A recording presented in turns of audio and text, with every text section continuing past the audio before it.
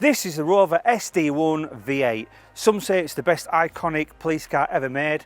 Let's find out in this video. Before we go any further with this video, we need you to like, subscribe and follow. We can't make these videos without you, so please click that button. So we've got a 3.5 litre V8 car, quite quick.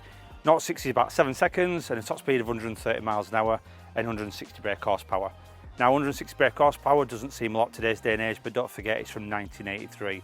Therefore we only had 3 channels then and we didn't do a right lot with his time, apart from ride BMXs and rally choppers. So to tell us more about this fantastic car is a man that looks after it, and he's called Jeff from the Met Police. Jeff, how are you doing? You all right? Morning, Ben. Nice to meet you. Nice to meet you. Handsome dude, aren't you? Oh, no. So this car, this is the 3.5 litre V8. This is one of the engines that are used in the AC Cobra replicas, the Caterhams, and every single kit car that's around. It's a good engine. Yep. It's very strong. What can you tell me about this car?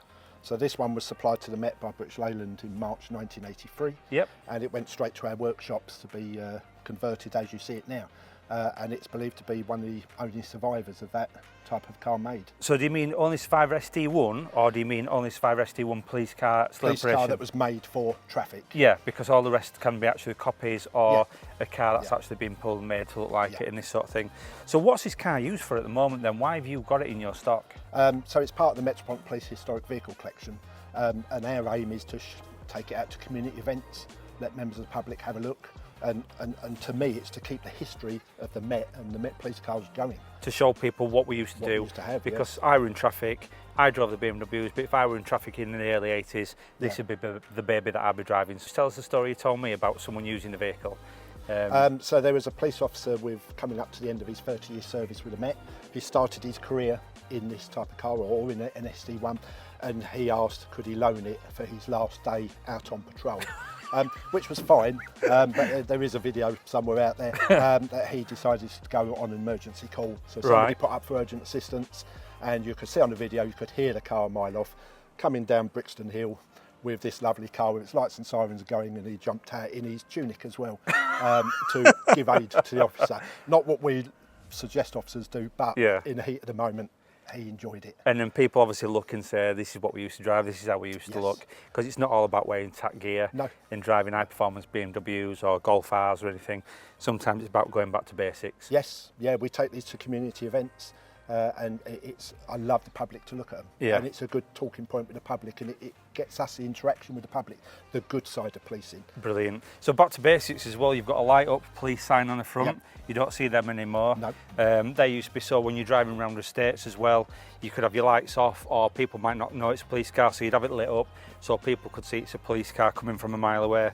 And these, a lot of people don't see these anymore. Now, on my first ever police car, which were in Astra, I had one of these rotors on top of mine, and you can hear it going round when you're inside. It's whoa, whoa. Yes, still can, yes. The light on top, they're absolutely rubbish. You can't see them coming. No.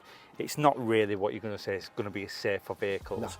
No. But being a traffic car, they get 2 on the top, and so this to me screams old school. It screams literally classic. And I've noticed the other cars, they're all exactly the same, aren't they? Yeah. Are we going to see some more cars in a bit of what you've got? Certainly can, yes. Right. Are we allowed to get inside and have a look? You can, yeah. With this one, it's got the original fast car speed one. All right, fantastic. So that's the original from when it was first built, and on the motorways and other places, they took the speed from one point to another, and it was feared in the 70s and 80s. Yeah. If you see one of these following you, chances are they were clocking you. And they're going to be getting speed off it? Yes. Right, come on, let's get inside and have a look. Oh, I can't even get in. Oh, oof. Right. My dad used to have one of these when I was growing up, so I'm quite familiar with the car. That's why I'm doing it without the officer here. So first thing you notice is it's a proper 70s style car. This steering wheel is bigger than the moon. It's absolutely ginormous, and you've got no power steering, so it makes it quite hard to steer.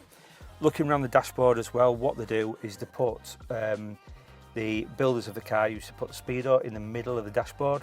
It's just so when you're going at high speeds, you don't have to try and look down and where your speedo is going to be blocked by your steering wheel. And the passenger can see as well for live comms, so that's why the speedo's in there. If you're looking at a set out, it's very, very basic. You've got your switches here for your blue lights, up and down, and your lamps at the front.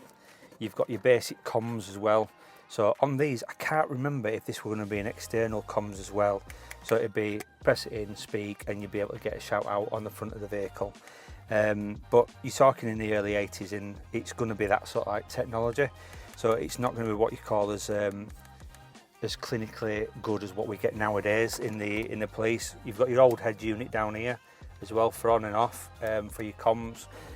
And then over there in the corner, if you can see that one as well, that's going to be for your force ops. So you'll be able to radio up your force ops. You'll be able to tell all the other people in the radio channels where you're going, what you're doing.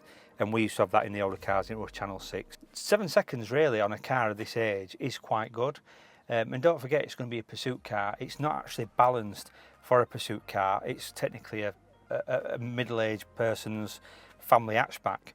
But the people that have driven them have all said that they're fantastically handling cars. So we've got a big dragon light here at the back, which is the torches that we all used to use in traffic before we've got the mag lights, the LED lights. They're easy to get hold of, so if you're in a pursuit, you can get out, unclip it, run after the suspect, or if you get to a fatal, it's literally there. You can pull it straight out and you've got the scene. Again, microphone which is clipped in there just in case you want to pull it across and people can obviously speak. 2 sets of mirrors so the passenger can see what's coming up behind. And as a pursuit vehicle, it's got very, very comfy seats, and it is a car that I'd want to sit in all day long. So yeah, for that aspect, Rover, or I'm going to say British Leyland, I'm going to give you a 7.5 out of 10 for this. It's brilliant. I think now we should do criminal testing sitting back. So one of the things I do on every single police car I ever review is do the criminal test. It gives you a bit of a feel what it was like in the 70s, in the 80s to be a criminal, and what it'd be like transported in one of these. So first thing is, you can see it's an old school door, quite hard to open. But yeah, this is where the criminal get. Come, follow me. Oh. Oh. Before all the keyboard warriors start, yes, I'm sitting behind the driver, but we're only doing it for the shots of the video. So sitting in, it's quite tight on the legroom. I have moved the seat further forward. So for someone who's 6'2", it's not really going to be comfortable on the legs. Headroom's fantastic, but these seats are absolutely luxurious. It is so comfy and soft. So if you're a criminal, 1982, 1983, and you got locked up in one of these, I'm going to give it a 9.5 out of 10. So coming to back of the car, you've got obviously your light up signs.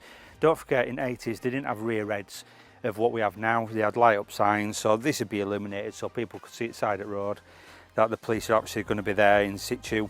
Clearly visible, so you've got no excuse to ramp back of it. So this vehicle now is used at the Met. It's the Met's Museum's vehicle. So if you want to see anything like this, contact the Met's Museum in London, and they have specialist open days where you can come view it, sit in it and have a look round. Not only this, but all the other cars we're going to be showing you in these videos. As I said before, I can't make these videos without you, and if you like them, like I said before, please click like, click subscribe and send them off to all your friends and let us know. I'm trying to give you behind the scenes of all the police vehicles that have ever been made.